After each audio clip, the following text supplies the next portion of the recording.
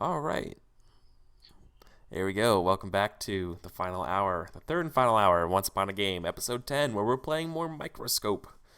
And we're playing our superhero game. We are at. I think we're on my focus now. This will be the final focus for this game, and then following of which, Leavington will get a legacy turn, and then just to kind of like smooth and wrap everything up, me and him will do one last like final pass kind of thing, where we can each just put in something without a focus. So I'm thinking my focus will be.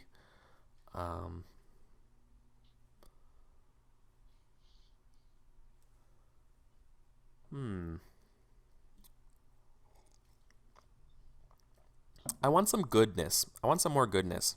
So I want to see some acts of heroism. That's going to be my thing. So I think we're gonna have some more stuff under the Nemesis. It's going to be light. It's going to come before the Children of Adam. Okay.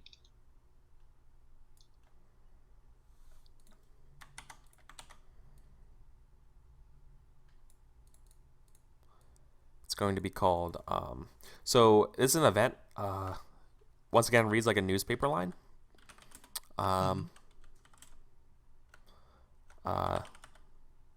Robot Man foils Doctor Disaster's dastardly.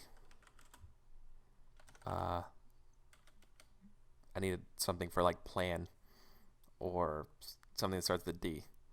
Shit. Dastardly All right. danger. Robot Man foils Doctor Disaster's dastardly danger.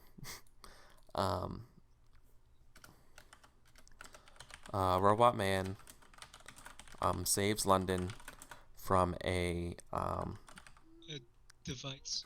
Maybe. yeah, I was thinking so imagine a scene where like there's multiple different bombs set up around London, and Robot Man has sort of like a clue sheet or whatever. You know what I mean? Like he got like he got like a briefcase, right, with like numbers and stuff, counting on like one of those like coded locked briefcases, and he figures out the lock to it, and he opens it up, and there's like a clicking like bomb clock in it, and it says, Yeah. like, hurry, Robot Man, your London needs you, and like this is like the a list of like written out, quickly like typewriter out sort of text, and Yeah. and in it are clues to Yeah. like 7 bombs, and he has to go around and like defuse the bombs before they explode. Yeah. So from a string of bombs,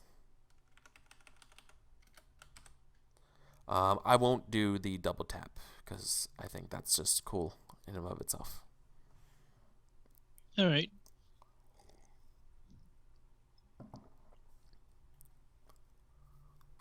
You know, Uh. really, when I do the focus, the acts of heroism is basically Alexander winning. Like I Yeah. want to see Alexander win a little bit because right now it's pretty dark. Um. So let's see.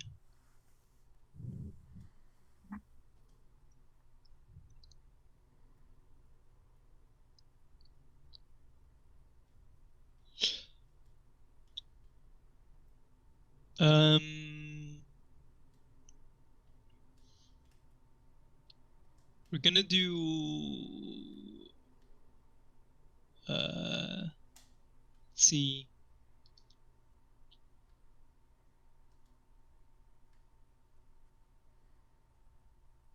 Okay, Uh. we're gonna do a scene. Let's do a scene. Let's do a scene about the omen. Okay, sure. Thanks. um, Dictated. Uh. Ah, Yeah, I think I want to dictate it. that's fine. Yep. I think using tasteful dictated scenes is a skill. Not it comes with playing a lot more, and I think you're getting it, or at least maybe you're just adapting my personal style. Maybe it's not actually a good thing, Yeah. Maybe but I'm just a good chameleon. yeah. But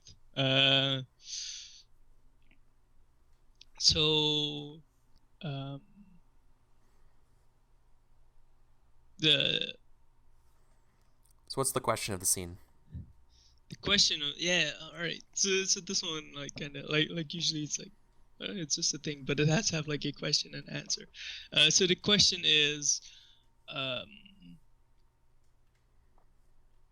uh, God, how do I want to word this?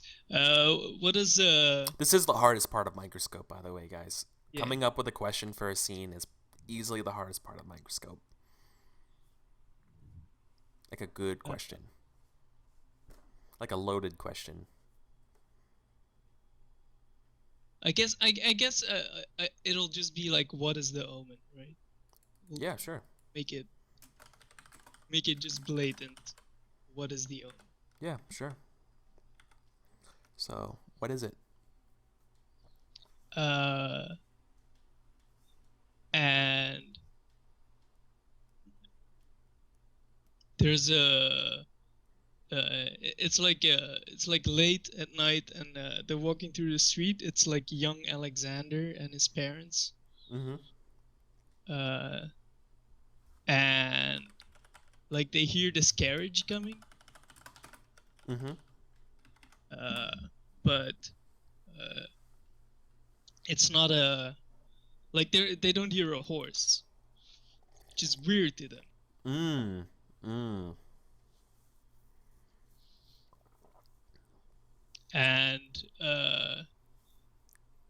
and like they turn around to look at it, and it's like and there's like no one else on the street, and there's this thing going on, and like then this carriage like rounds like this, there's like this slight curve or something, and it rounds a Sure, corner, there's a bend, and yeah. it's like this like mechanized carriage, like It's a one of the horseless first carriage, yeah. ones, right? Horseless carriage, like crazy thing. And they're like kind of looking in awe. Mm-hmm. uh and uh it's like out of control. And like at first they don't get it, like at first They just they think it's like intentional. it's intentional, like it's Yeah. doing a thing, but then it hits like a street post or something like that, and they're like, oh shit, like, it's out of Yeah. control, it's doing crazy things. Oh, So they totally, start totally. running Okay. for it, but they're not uh they don't there's no like alleys or anything to walk into, and like they try to knock on a door, but that thing is coming so fast that like before by the time like they open the door, it'd be like way too late. Mm-hmm. uh so like they start running for it, and Uh-huh. then uh this like right before it like just hits him, like, and you see like the comic book panel of like, the family, and like the headlights are like Oh, huge yeah, big, yeah. and like Totally, right by totally. them. Yeah, yeah. Like And it's then like a and scene they're like, on top of the hood of the car with like the lights, and you see the family lit up. Yeah, yeah. What's up? yeah, and like the dad is like protecting the family and stuff like that. Mm-hmm. uh but then like uh a door opens, or it's not like a door, it's like this alley, but it has a gate. Mm-hmm. uh but that so that opens, and they like kind of fall through that gate, and like their car like just misses them. Oh, And yeah. Okay. uh and like that's the omen. And then like you think like maybe you see a flash of like a red-haired guy sitting in the carriage. Oh shit. Oh, uh the doctor. yeah, Oh, exactly. awesome. What was his name? Morgan. Dr. Morgan Chapel. Awesome. Yeah, Um, and that's the omen. the driverless car fiasco. Driven by Dr. Morgan. Awesome. Light or dark? I think it's light because, you know, they live. It could have gone really bad. Okay. I actually was thinking about, you know, heroic deeds, but then they were all like sacrificing someone, and it's like, I don't want to do that for this focus. So let's just let it be the omen. Hmm. Um. And it's, you know, it's the omen of like industrialization to come, right? Got it. Yep. The unrelenting carriage of progress, not caring for the humans it would possibly hit. Um.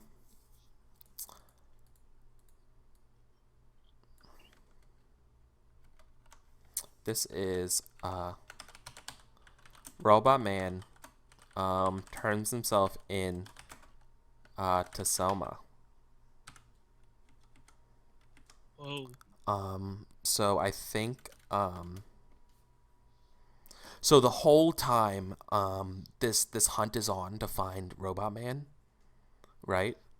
I think Selma is becoming this super big, like, important person, and she's spurned on because of their love, his love for Lucy, right? Like, this is where it kind of all started. Yeah. And I think Selma captures Lucy and gives Robot Man an ultimatum: turn himself in, or Lucy will die. So basically, he can and London, right? Let's make it epic. Um, Hmm. so if he has to make the choice of doing it, and he will go with Selma in exchange so Lucy can live and London is saved. And so he does it in a selfless act of heroism. He turns himself in to her. Hmm. So that was, I think it's a light scene because I think it's pretty powerful. This is during the hunt. Yes, and I think underneath it is uh what are the conditions of um what are the conditions of Robot Man's surrender? And this is going to be a dictated scene because I have the answer for it. Okay. Yep. So it's going to be twofold, and it's going to happen. I think it will happen in front of the. It will happen on the site of the ruined botanical gardens, which is now like a patio or like just like full part of the park, and maybe like there's like a gazebo or something there now. And Hmm. I think what will happen. Um, so in the backdrop of this park, you see like the repaired but still kind of damaged bank. I think Robot Man is like paraded in front of everybody. There's like a crowd gathered, and Selma announces to the crowd that Robot Man, otherwise known as Alexander, has agreed to undergo my experimental um, reverse surgeries to return him from Robot Man to back to the salt of the earth from whence he came. Um, and he additionally has agreed to marry me, Selma. So What? those so finally she gets what she wants. So Selma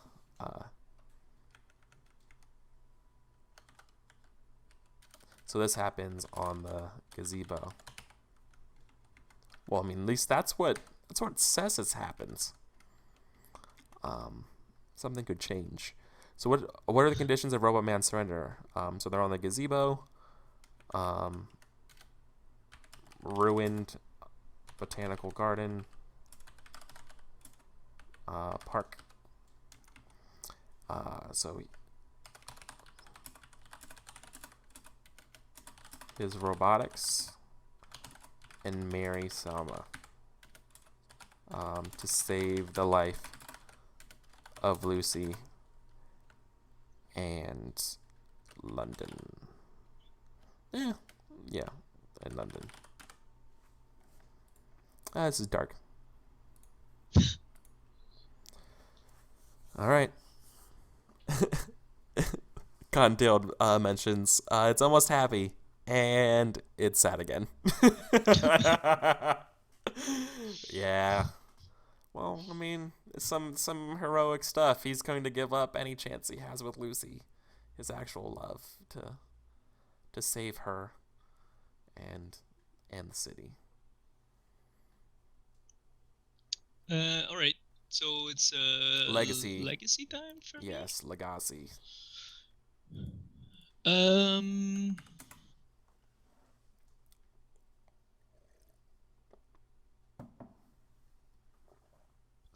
let's do a legacy about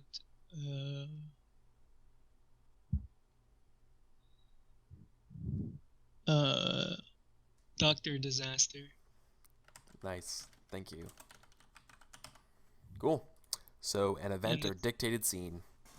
it's a short dictated scene Sure. Where's it go? where it's under where he foils him.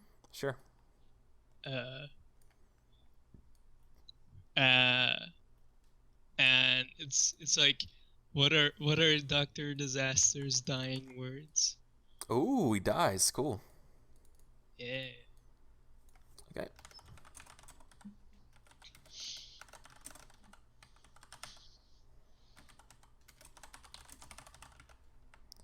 Okay. Where does this take place?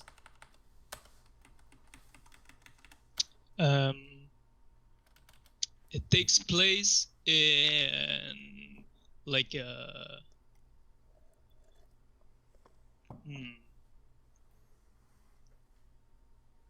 I'd say like a sewer. Oh, he finds him in his sewer fortress. Yeah. Well, I mean, just sure, the sewer. Sure. Let's do sewer. Let's do sewer fortress. That sounds awesome. We should have Of a course. sewer fortress. Doctor sure. Disaster's sewer fortress. Dr. Disaster's sewer fortress, where he's just like foiled his plan, and then like found his thing. And like Dr. Disaster was all about like building bombs that would like simulate earthquakes. Ooh. Uh, Oh, awesome. Awesome. Okay. and that was like the disaster. And like they did battle, and there was like tons of explosions and stuff like that. Mm-hmm. Of course. And like Robot Man is holding Dr. Disaster, and like Dr. Disaster is dying, and like he can see he's also a Robot Man. Ooh. Yeah. And uh and Dr. Disaster says the world isn't big for both of our peoples, Robot Man. You're gonna have to choose. Oh, you mean Robot and Mankind? Yeah. Okay. And then he dies. Oh my god. Damn. Damn. Awesome. All right. So that ends the legacy and the final turn for focuses. So now we get to do just a sort of one more. Each of us get to do a period event or scene based on whatever we want as a sort of like round out the game kind of thing. And I think I know what I think I want to do something with his parents and what happens with them. Mm-hmm. So I think I'm gonna go under the disappearance of the hero. Oh, okay.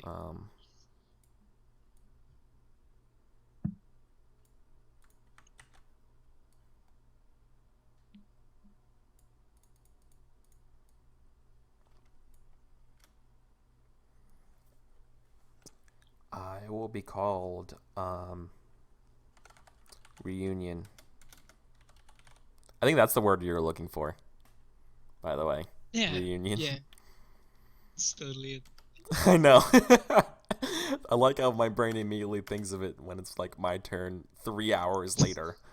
Um, Listen, I'm trying to juggle like three languages in my head yeah. most of the time. It Alexander. gets pretty Oh, that's chaotic. yeah. I forgot about that. That must really suck, dude. Your English is fantastic. So Alexander, um,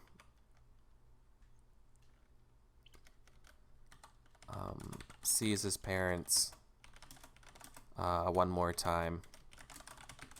But this is like this is bittersweet.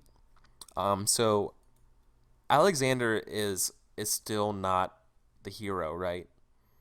Hmm. So I think he avoids seeing his parents and what they think.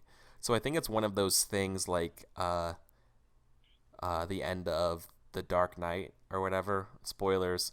When they're looking at like the cafe or whatever and sees Alfred, it's like they're at a cafe and he sees his parents having like coffee or whatever, like in on the patio and like the the cafe part outside, under like the veranda, and I think he's either across the street walking, reading a newspaper, or like also sitting at like a nearby cafe like down the square or something like that, and just like sees them and just watches them from afar, and they look really happy and like they like look like they're having a nice time. Like this is like a tradition that they have, like the mom and dad Hmm. do, is that they go out like on these Sundays or whatever, and it's like really makes them feel good that that they're still like doing it even after Yeah, everything's all been said and done, um, and it just makes them feel really happy.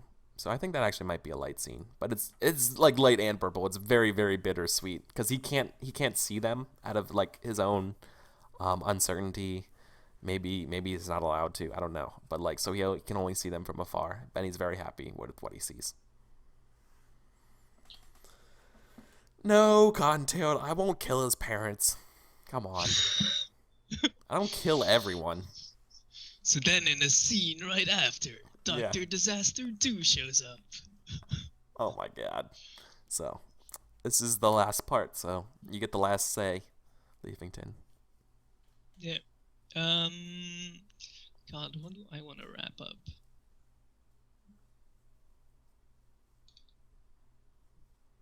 Um,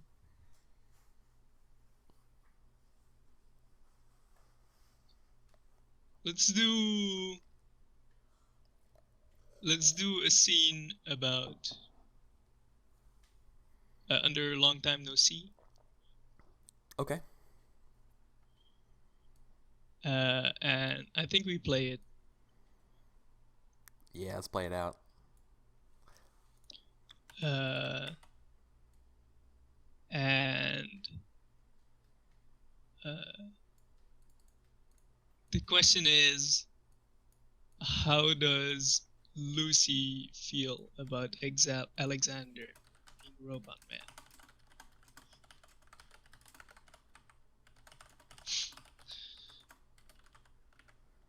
Sure. And where does the scene take place? Uh, it's like in her home. Okay, yeah. I wasn't sure if you wanted to say something like her loft or her apartment or you know what I mean? Or like her Uh, country house or something like that. I think she'd live in the city. I'm not sure what kind of home she has. Like, if you That's have fine. better No, ideas, no, then that's fine. you can help me out. No, But it's your scene, man. I'm just trying to ask for a little bit more detail. Just get an idea in my head what's going on. That's fine. Just in her home. So it's like a row home, yeah, yeah, townhome. probably just like a row home uh, type deal. Like it's small and cozy. It's Like like the Sherlock's house or whatever. yeah, Whatever. uh, Cool. it's a shit ton of those houses like crammed together. Mhm. Uh, Mhm. Totally. so and like there's a she doesn't really have a back garden, but it has like this back path uh that connects the back of the houses and like gives another way of like getting out Mhm. in case of whatever. And Sure, that's sure. where like Alexander is like climbing over the wall, like clutching a wound. Oh, Uh, okay. So I want to play. I want to play Lucy. okay. Yeah, and like Lucy and Alexander have to be there, so Yeah. Okay. I'll be Alexander. Lucy's thinking. God, I haven't seen Alexander in forever. I hope he's okay. Did Robot Man kill him? Question mark. Question mark. Uh, and then Alexander is like, uh, the people of London don't trust me, but maybe there's one person that I can still go to. Mm, nice. Um, so I think Lucy is probably like sweeping or like doing like yard work or something in the back. Oh, she's totally like using like yard what do you call it? Like a hoe. Like she's like digging Uh, up her garden or whatever. And like this sure. man and like you see like Robot Man like just like leap the fence. And so like Okay. she's waving her hoe threatening at this figure. And then you see her like kind of like confusingly kind of stop for a second and looks at you or looks at you like looks at Alexander quizzically, Yeah.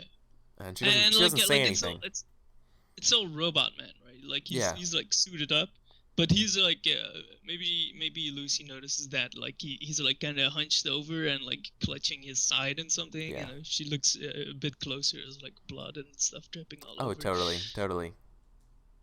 and he like he recognizes her, like of course, like he knows where she lives. He just hasn't been to her place at all after uh he got transformed, uh and he's like, Lucy, you have to help me. And he like starts like fiddling with his head and Yeah, like takes off the mask, and like yeah, she sees that it's Alexander. yeah. And I think she like looks at him and says like, Alex, is that you? Yes, I am. And it's like shameful for him to admit or something, like it's Yeah, this weird thing, like, yes, I am Robot Man, and like, yeah. And you I have to think help I think me, she I'm said yeah. hurt. I think she i says like can't i I can't go think to a she hospital. she immediately throws down the hoe into like the yard and just grabs him and like embraces him and it's like, oh my god, it's been so long, it's been years. I got you. I'll take care of you. You're safe here. Yeah, and like Um, goes with her, and like maybe like kind of reminiscent of like the first time they met, like he collapses again, yeah, exactly. and she, Oh my and god, she, yes. and she, Holy fuck, and she has Leafington. to help him again, except like he's like super heavy and awkward now Oh because she my had to help him. god, yes, yes. That's exactly what happens. He comes in. He's like, I think I'm gonna pass out now. Oh, dude, that's so Super good. perfect. Yeah. Oh, that's so perfect. Oh, damn it, dude. Awesome. Um, Uh, and and then like she cleans him up and like heals him, I guess. yeah. Uh, I think that answers the scene. okay, sure. Like Lucy doesn't care about the revelation that Alexander's Robot Man. That like she Yeah. doesn't care. Like she's willing to help him and still I guess loves him. Right? Okay. Yeah. Oh my god, that was so good, Leafington. What a solid note to end this game on. And it's light because I don't destroy everything, Yeah, unlike some people. unlike some people. So, yup. Um, so, shit. So that wraps up our game of Microscope, our superhero game. I think that wrapped up on an excellent note, Leafington. Thank you, man. So tell me, what were your thoughts of playing Microscope? It's good. I really like Microscope. I enjoy watching it and I enjoy playing it a lot. Hmm. Uh, it can be like when you're watching it, it's like they're just like making up a story together, uh, and it's great. But when you're playing it, it's kind of stressful. It's like I have to come up with like a bunch of stuff, and it can be a little bit intimidating, I guess. Yeah, that's why there's a lot of Um, pausing. yeah, so that's why, and for me, I was like, oh shit, I'm like pausing, and like I have to come up with stuff. But like you don't have to like make the most epic thing. Like sometimes it's just like No. make up a thing and go with it. No, And that's absolutely it, man. I think that's something that's a big part about Microscope is that it's and just gaming in general is that when you're kind of playing these games, just kind of sometimes going with just whatever your first thought was or something cliche is totally fine.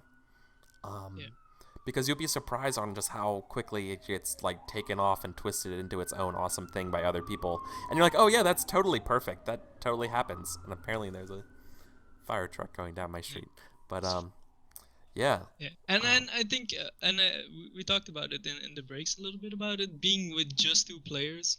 yeah. It also like you have a little bit less time to like really think about things, and like there's a bit more pressure for you to produce a bit more, which is okay, like it's great, but I think it would play better with more people. I think uh my personal favorite from Microscope is 3 players.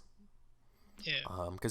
Because in about 3 hours you can get 3 focuses and usually one of those like final turn things as well, which is just Mhm. about right. So let me just zoom out of here and look at this map as a whole. What we made. It's kind of like normally distributed almost. Um, so that's pretty crazy.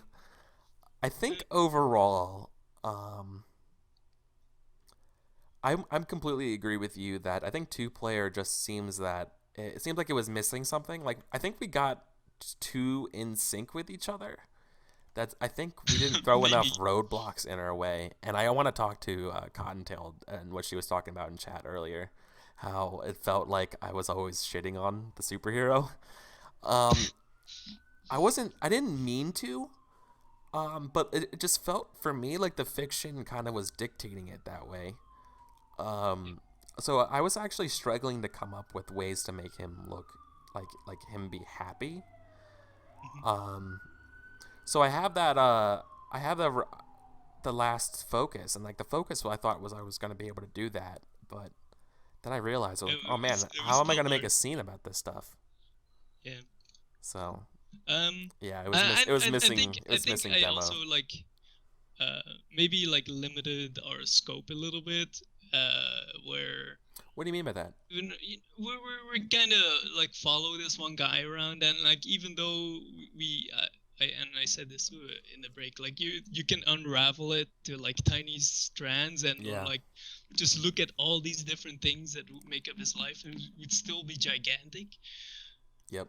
if you'd play like Um. everything out. But like if we had like a larger scope, then you can just like throw out an idea that's like completely new almost, right? Yeah. No. And Absolutely. with a small scope, it always had to like come back to this thing. And I think like when you played like the family tree microscope thing, Hmm. Yeah. maybe it was Union like that same sort of restriction where it always has to go back to this one thing, to the hero. Yeah. uh, To the person which could in the be at the a bottom. bit more of a struggle sometimes. Totally. Totally.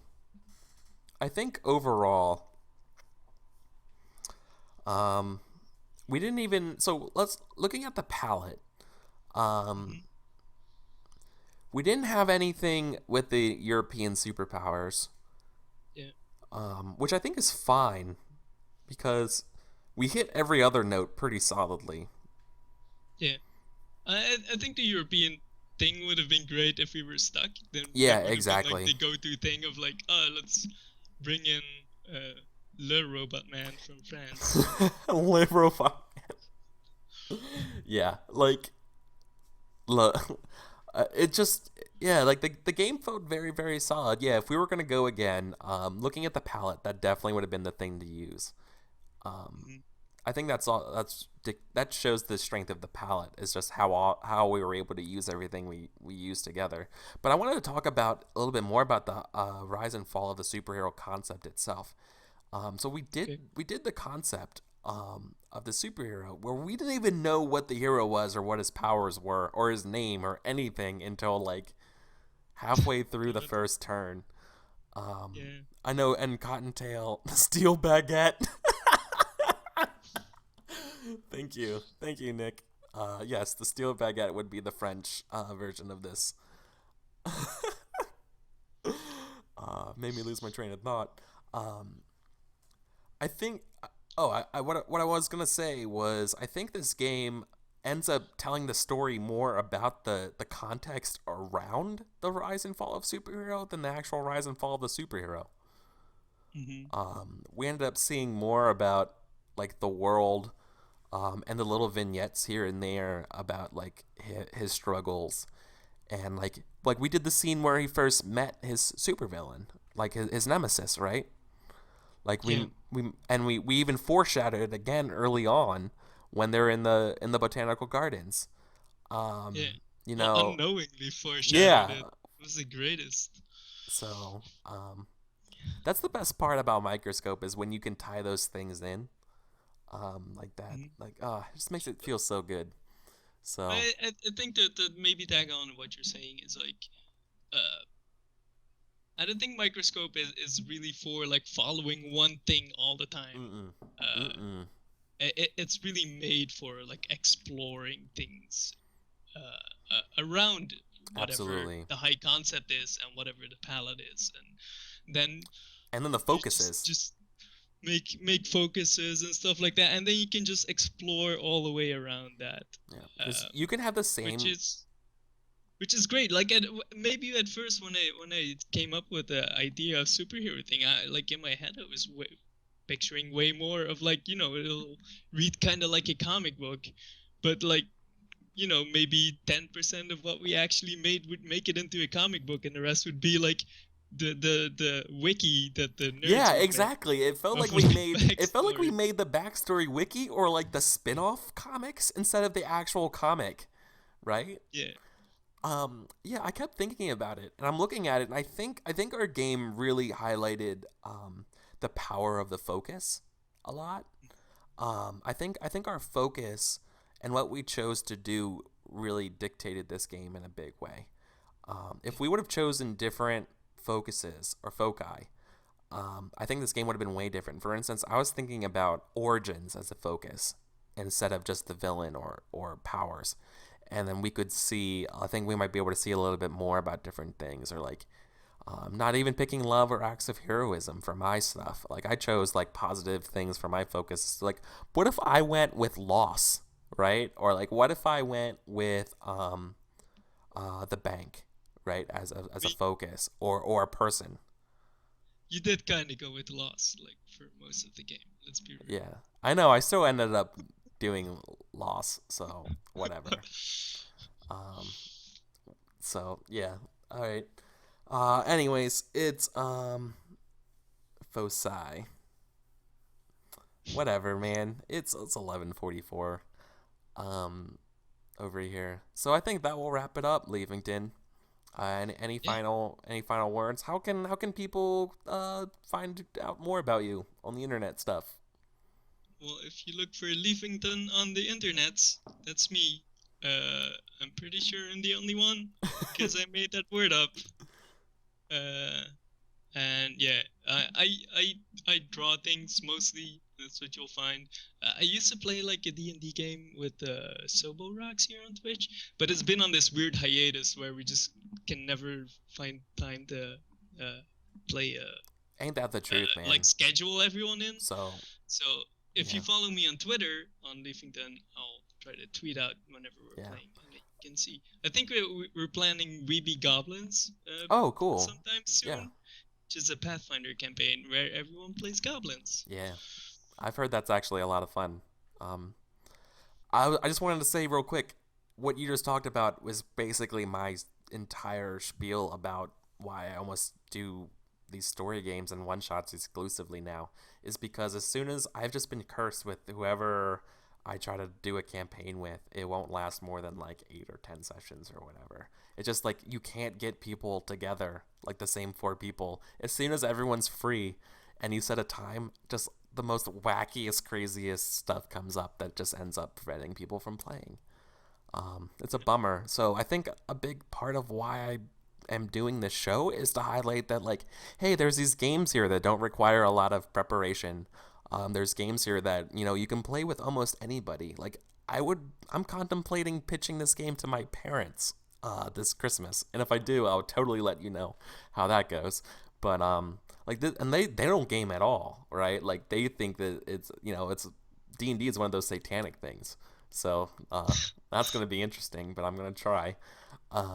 It's just I like the idea of breaking down that barrier into RPGs of being like you don't have to who like when you hear somebody like, oh, I like music, and it's like, great, let's form a band. Like that's what I think of when people are like, oh, I like RPGs. Great, let's play D&D together and like commit to this thing.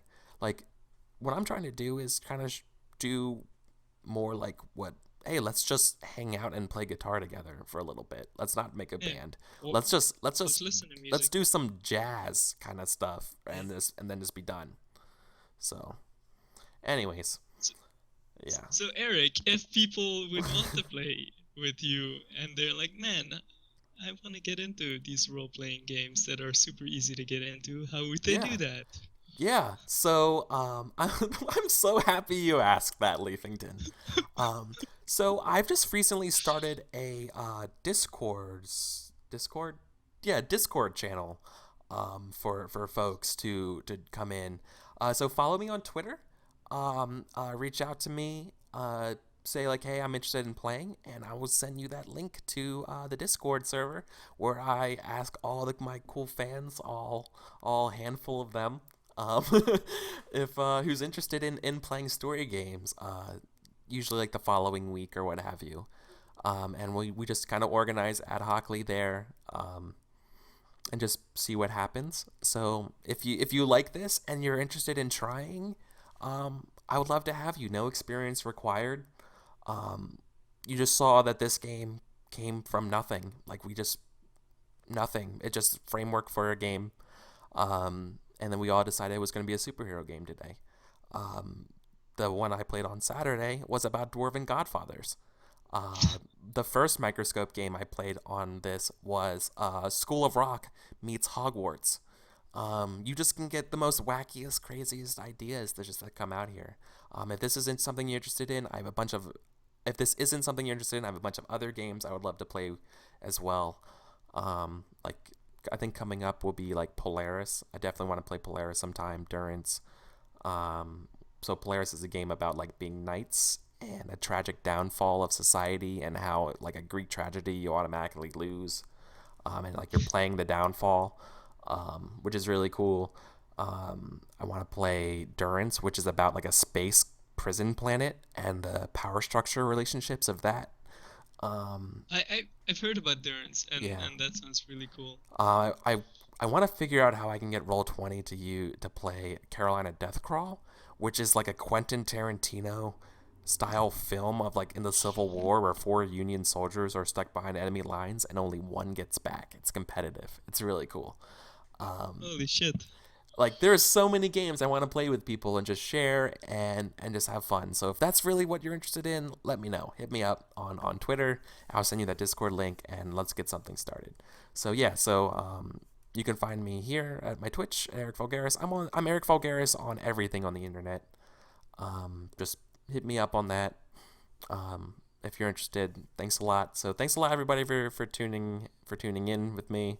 I know we got a couple new followers today. Thank you very much, Cottontailed, for joining in and giving me a follow. Super cool. Um, I think tomorrow I will be playing on. I'll be playing Dungeon World on what's his name? Myth something.